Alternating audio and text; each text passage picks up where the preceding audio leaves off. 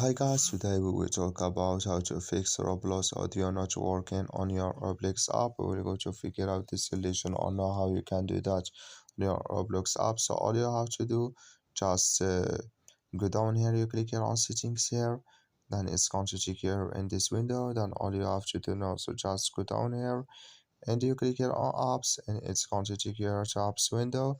So just go down here to looking for Roblox app, just keep going down here to find Roblox. You will click here on Roblox here and it's going to take you here in this window and you click here on for stop and you click here on OK.